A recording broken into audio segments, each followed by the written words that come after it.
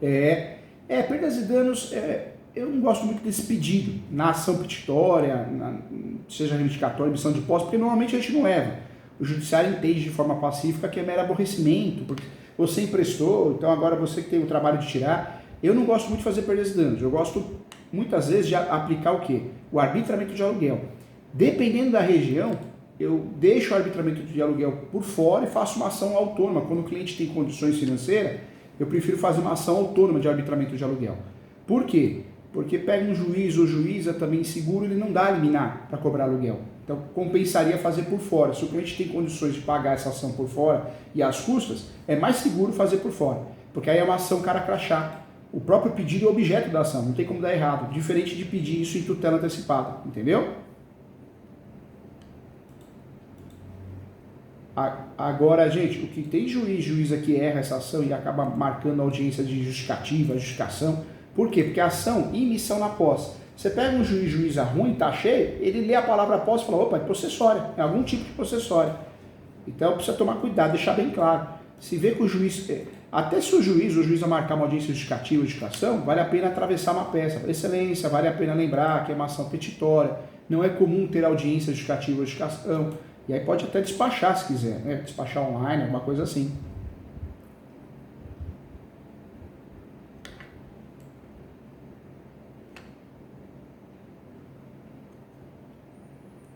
Em regra não tem que ter essa audiência, né? Não tem que ter audiência justificativa ou justificação. Essa audiência é só para ver se tem posse, se a posse é velha, se a posse é nova. Como não é uma processória, não tem que ser marcada essa audiência, né? É que infelizmente tem juiz que marca, agenda essa audiência porque de fato faz confusão mesmo. Ele faz confusão com o processório.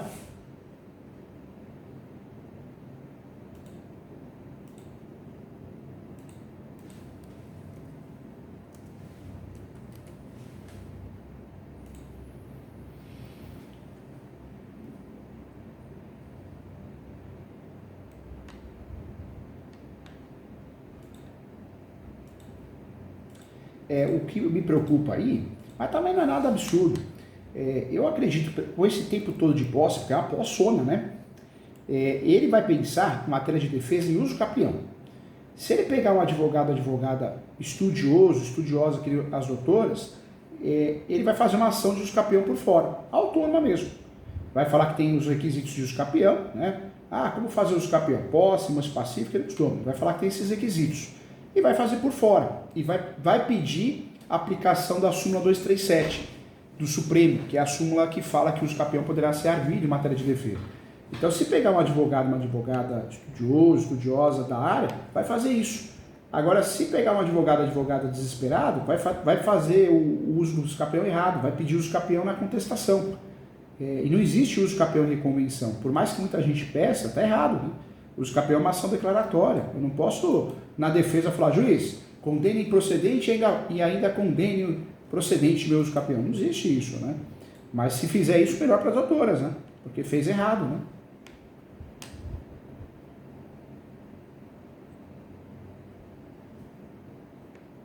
Que bom. Isso ajuda também.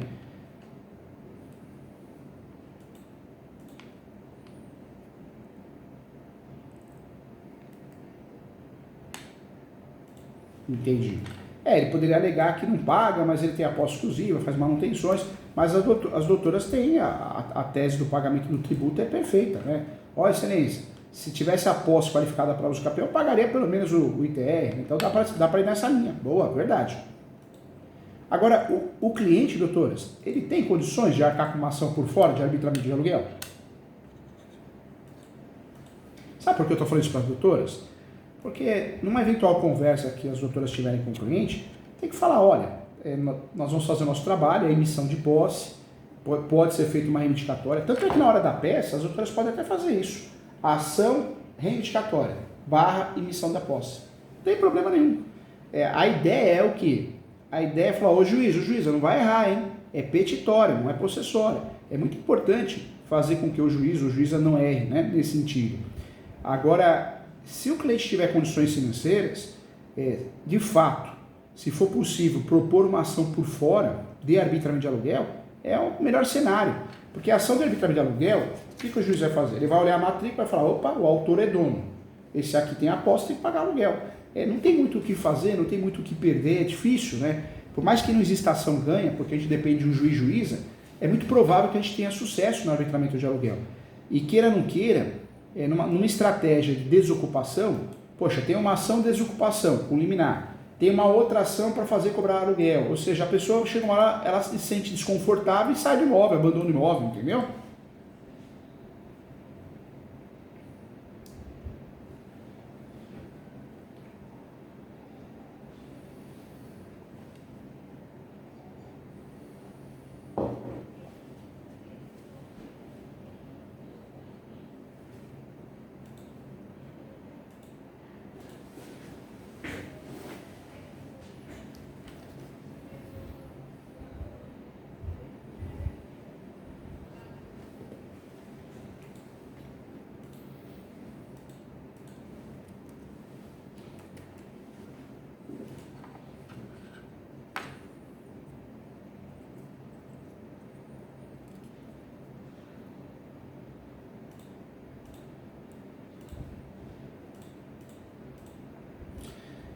De fato, essa ação tem que bater no quê? O autor tem a propriedade, tem a propriedade, tem a propriedade. Como ele não teve a posse direta, de fato, é bater nisso. E deixar claro que quem fazia o pagamento do ITR era ele, né? Eu tive um caso aqui no escritório recente, um caso que deu errado. Nós defendemos o cliente contra um uso capião de apartamento. O que ele fez? Mas ele trabalhou bem, a advogada trabalhou bem. Inclusive, ele foi aluno meu, hein? Você vê como o mundo é pequeno, né? Mas o legal é que a gente sempre se tratando com respeito, né? É isso que eu peço muito. Às vezes a gente acha que o advogado do outro lado é um inimigo. Não é, a gente defende os interesses do nosso cliente, né?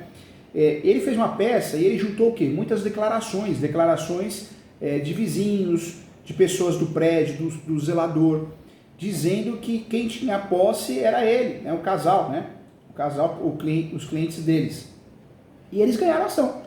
Ou seja, eles nunca pagaram IPTU e nunca pagaram condomínio. E ganharam uma ação de uso capião porque o juiz entendeu que fez prova no uso capião foi as declarações de muitos moradores, vizinhos, pessoas afirmando que eles tinham a posse. Eles foram numa onda do STJ. O STJ já decidiu que o uso capião, eu não preciso pagar IPTU, ITR necessariamente, eu preciso ter a posse, e a prova da posse se dá através de declarações, né? Foi o que eles fizeram, né? Eles ganharam a ação de uso capião, está em recurso, mas eles ganharam em primeiro grau em virtude dessa situação.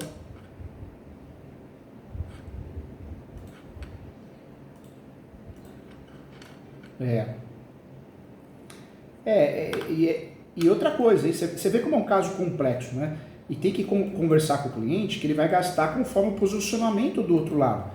Porque as doutoras, no primeiro momento, o que as doutoras vão fazer? Uma ação reivindicatória, que na verdade é emissão de posse, que é a ação correta.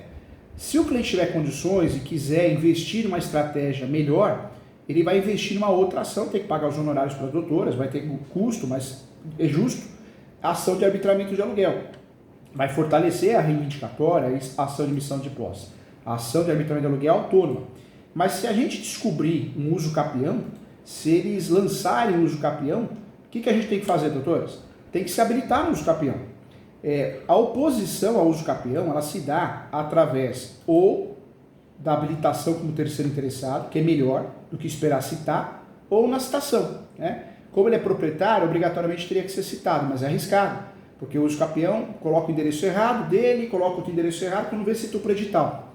Então, descobrindo o uso capião, se já tem uso capião, se acontecer matéria de defesa, tem que se habilitar nesse uso capião como terceiro interessado. Esse serviço também é cobrado, porque é como se fosse uma contestação. Então, as doutoras também cobrariam, né, ou a contestação ou a oposição como terceiro interessado, o valor de uma defesa. Então, a regra, né, diz que as doutoras vão fazer 3 peças importantes aí, se o cliente concordar, para poder usar a estratégia ampla de recuperação do imóvel, né?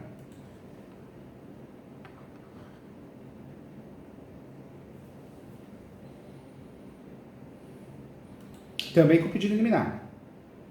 E a chance é muito boa, né? Muito ampla, né? De conseguir a tutela antecipada. Porque na ação pura é cara crachá, né?